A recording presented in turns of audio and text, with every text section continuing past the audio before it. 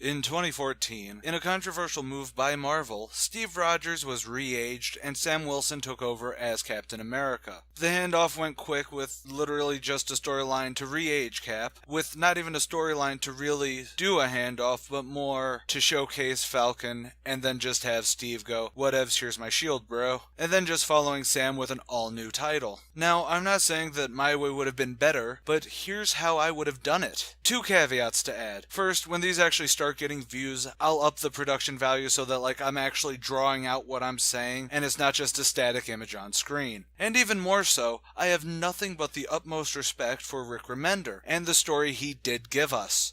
With that said, starting off, I'd keep the whole Iron Nail storyline that gets the Super Soldier Serum out of Steve Rogers and re-ages him. It was a good read that does work to give Steve a heroic ender to being Cap proper. But then we have the finale storyline, the Tomorrow Soldier. Honestly, I also liked this one as a story, and it does give Falcon a good starring role. It also introduces Ian Rogers as the good man who could be king role that will carry over into the all-new Captain America series, both as how I would have done it and how Remender did do it. Actually, here's where it feels like there was supposed to be some sort of just offhanded suspense about who'd take on the mantle that really spun this whole what-if idea from me. And among very small changes to it, I wouldn't change the story so much. Only add a little bit more Ian showing just how good of a Captain America he can be, both in Dimension Z and as it transfers over to the 616. Now, the biggest thing that I would change be the ending of this series. Instead of cutting to weeks later and Steve making the reveal that Sam is the new Captain America in front of the other Avengers, it'd be a quiet scene. Steve gives a similarly stirring speech, only to an off-panel Sam Wilson, about how he can't wear the mask anymore and how there's only one obvious choice to replace him, according to him. However, Sam comes out of the other room in his civvies, holding Captain America's shield somberly before setting it down on the table in front of them both. He can't be the new Captain America by his choice. He goes on about how he would love nothing more than to take up the mantle, but he's been Steve's companion far too long. He's become his own person and has moved out of Steve's shadow, and it would only be a disservice to him and the mask when he can fight the good fight being who he is. And the last line would be Steve Rogers saying that there always needs to be a Captain America or something like that. And that's where the issue ends. Obviously, that means that the whole Tomorrow Soldier story and the rumors surrounding who would be Cap would be just rumors, and there'd be no grand reveal on the Colbert Report. Instead, you keep it a mystery until the very first issue of All New Captain America, even having some variant covers of it showing many different people as Cap. Some obvious, like the Captain Falcon outfit, and just some for fun's sake, like MODOK.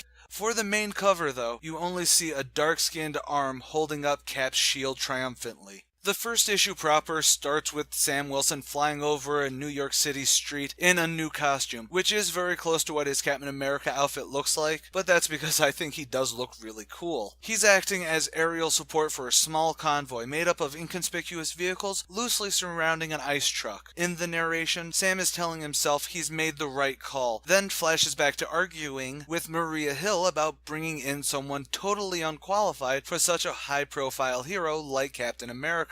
In the present, Sam reports there's high-moving vehicles coming in. Nomad pipes up on the radio, showing he's in one of the flanking cars. As Sam whooshes towards the oncoming enemy vehicles, we flash to an argument between Sam and Ian, who's Nomad, about how if Sam wasn't going to be Cap, then Ian should have been it because he's the son, sort of Steve Rogers, and has the experience as basically Captain America in Dimension Z. Back in the present, Sam is able to neutralize one of the cars, but the other vehicles start going after the ice truck. Nomad does some cool stuff on top of the hood of the guard's car, being a badass, taking out one of the other attacking cars. But a semi pulls out to block off the road in front of them, the front shield car smashing into it as the ice truck skids to a halt. Through the comms, Sam asks if Captain America is ready, and we get a tight close-up on the new Cap's mouth, in silhouette, with probably something in the background like, ooh, magic cooler looking things. Answering with a quip like, if I'm not ready, do you think they'll go home?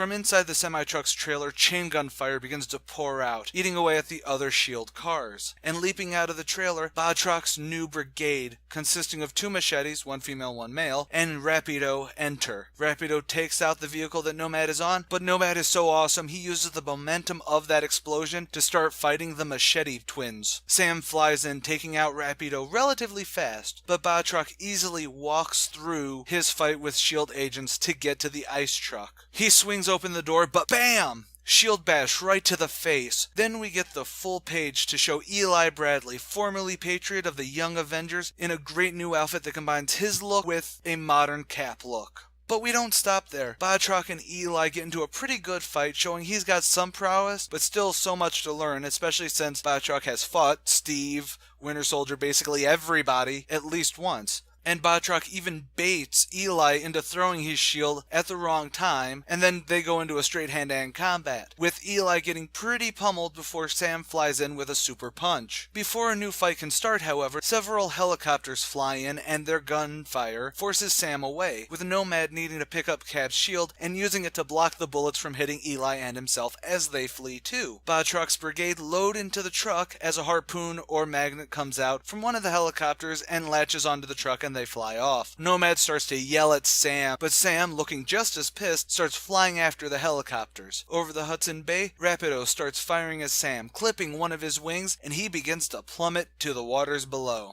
Obviously, Sam survives, but there's hell to pay because Eli screwed up on his first major outing. Sam defends this because everyone was caught off guard by the severity of the ambush, and no one got out of there looking good. As he leaves Hill's office, we get a final flashback to Steve putting his hand on Sam's shoulder, saying that Sam made a good choice. And that's the end of the giant-sized first issue. Why make it giant-sized? Because the simple reason is that, 1, it's a first issue, meaning its sales are going to be pretty good regardless, so you might want to just tack on an extra $1. I know, I'm a jackass. But this should be an event, having a new Captain America, and then when readers actually find that there is a deep story within it, and not just a tease that happens a lot with first issues, still showing characters that we've seen in the last volume, while adding a character from the Before the Mouse time, you've got the nostalgia pandering too. By making it about this inexperienced Captain America being mentored into being a super awesome hero like Captain America, you even add the fact that you can still be a bit loosey-goosey with the pop references and making it Marvel young hip. What will keep people reading the series? Well, the first arc is ... Sam is now on a short leash, but Eli is beating himself up for the both of them, ready to quit. Nomad and Sam are still having a huge blowout about how he should take over the mantle of Captain America, with that scene intercut with Eli leaving Cap's shield on Steve Rogers' desk, and then just leaving the building. Nomad also storms off, saying that he made himself a hero in Dimension Z, and he doesn't need anyone else to help him do that. Eli gets on a bus, heading back to Arizona the most depressing way he can, a Greyhound bus. But the bus is stopped by a fully suited up Sam, and he gets Eli off the bus with some great platitudes, and even bringing up that he may not legally be a hero by the end of the day either, if they don't find out where the contents of that truck went. And then the next couple issues have them both basically tracking where Batroc went and where the truck is, with Sam being the lead character and Eli using his classic shield while still having the new outfit, sort of acting as his Bucky. Tracking down the contents can be 1 or 2 issues, mostly just to show that Eli is growing as a character, and here is where we can also throw in Misty Knight or Spectrum, or basically any other hero we can throw in to continue legitimizing Eli's growth as both a character and a hero. Until finally, the trail leads to a Hydra compound somewhere in Eastern Europe. I never liked the look of Bagalia, so that's why I would say someplace more old-school Bond villain lair is how I'd like to roll with it. And getting in, as well as everything that follows in this issue, is Eli being able to show his new skills, even getting to beat Batroc in a fight before recovering the Trip S. Trip S is a new strand of Super Soldier Serum. I like calling Super Soldier Serum Trip S, but that's my thing. However, as Sam and Eli leave the compound Nomad, dressed as the Captain, or I think it's U.S. Agent's current outfit. Either way, he's dressed in a not Captain America outfit, and he attacks Sam and Eli. And that's where the final issue of this establishing arc leads, with Eli having to fight the air quote best choice for the mantle of Captain America. The fight is actually fairly straightforward, being more about flashbacks to Eli and his history, first to his grandfather Isaiah telling his story, to his time with the Young Avengers, to Children's Crusade, and basically giving everything that he's gone through in his life that's made him want to be a hero, that's made him become a better person, until landing on the most crucial memory. Sam Wilson coming to his grandmother's house, getting Eli out of his super depression he's been feeling with some grand stirring speech that echoes into the present as he gets the upper hand on Ian. With Ian nearly unconscious, both men looking like hell, Eli states the one plain truth for readers and Ian alike: I am Captain America. Then we have a pseudo-epilogue of what pretty much everyone would want to see at this point. Eli bandaged up, maybe arm in a sling, maybe a cast on his leg, showing that he really just got hammered. Standing in Steve Rogers' office, Steve and Eli talk about the fact that the Captain America mantle is never just about being the face of a country or a movement, and it's damn well not about being able to throw a punch or have such power. It's about wrapping yourself in an idea that makes you become more than the troubles and adversities in your own life, to make the world a better place, or something hokey and well written like this. Hey, I said this is how I do it, not here's the whole script for free. And the final page is a full spread that is Steve Rogers handing his shield to Eli. Why would I have gone this way? Well, basically everything I said about the giant size, just spreading it out to a full arc. But honestly, the biggest thing is that it has a point. It has a story that has characters with dynamic growth, poignant scenes, fun moments, and basically everything that makes a book worth following and talking about. It's more interesting to see Sam Wilson actually start weighing that he is his own person, and that the Captain America title means something more to him, while still worrying that he did make a wrong choice with Eli. Ian Rogers is a character who basically is best suited for taking over for Steve on paper, since he basically was Captain America in Dimension Z. And having all that backed with the fact that Eli, while having been a Star-Spangled Hero in the past, isn't the same high-caliber character Sam is, so he needs to grow as a person.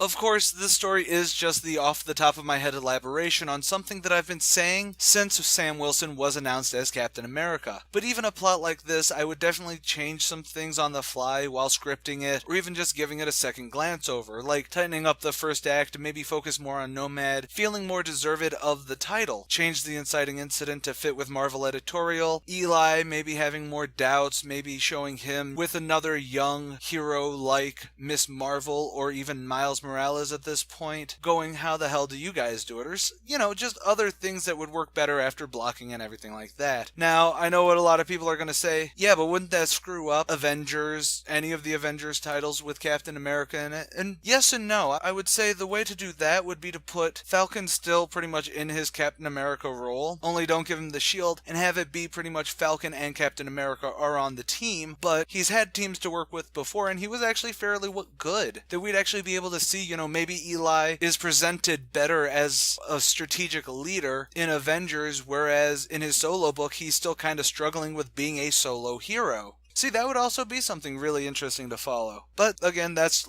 really quick off the head just to answer what about the other implications. Anyways, what do you at home listening think?